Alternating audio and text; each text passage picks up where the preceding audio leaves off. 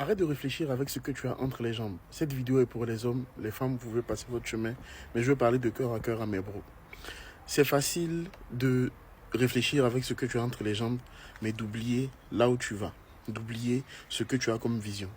Pour quelques instants de plaisir, pour quelques instants de bonheur, quelques heures, quelques minutes, quelques jours, tu risques de détruire une partie de ta vie, tu risques de détruire ta famille, tu risques de détruire ta relation, tu risques de détruire tout simplement ta vie petit à petit.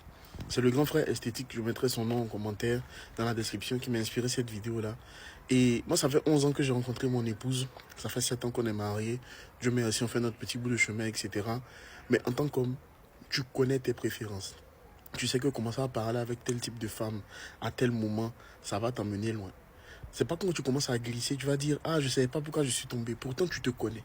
Tu connais tes préférences. Tu connais les environnements dans lesquels tu peux tomber.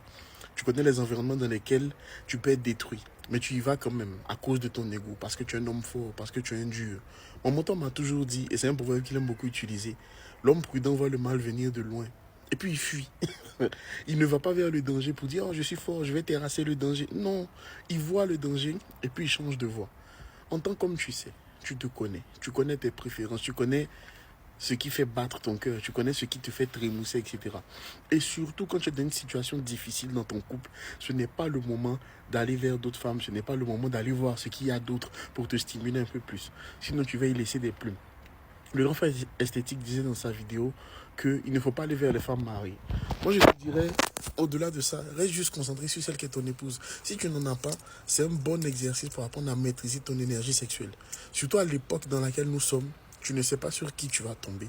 Tu ne sais pas à qui tu vas laisser ta vigueur. Tu ne sais pas toutes les... Si tu y crois, hein, les grâces, les bénédictions, les choses qui sont attachées ou collées à ta vie, qui sont des bonnes choses, qui peuvent être transmises à cause de ton énergie sexuelle. Si tu n'apprends pas à dominer sur toi-même, sur ta sexualité, ça va détruire ta vie. Ça peut détruire la vie de ta famille, ça peut détruire plein de choses. Tu ne verras pas les conséquences tout de suite. Tu auras des rapports sexuels, ce sera cool, ce sera bien. Ton ego sera comme ça, tu es un dur, tu es fort. Mais dans quelques années, quelques mois, tu ne comprendras pas pourquoi tu n'es pas en train d'avancer comme tu devrais avancer. Tu n'es pas en train de faire ce que tu devrais faire. Ne te laisse pas avoir parce que des femmes ont de belles fesses, parce qu'elles sont belles, parce qu'elles ont des seins. Tu vaux plus que ça. Donc s'il te plaît, réfléchis avec ta tête, réfléchis avec ta vision, réfléchis avec ce que tu vas accomplir dans la vie. Et ne réfléchis pas avec ce que tu as entre les jambes. Ce n'est pas un besoin vital. Manger, boire, dormir, ok. Le reste là, tu peux travailler pour dominer dessus. S'il te plaît. Fais-le pour toi-même. Tu n'es pas obligé de faire pour quelqu'un, fais-le pour toi-même. Parce que tu as peut-être assez souffert, tu as déjà vécu des choses assez compliquées. Fais-le pour toi-même. S'il te plaît.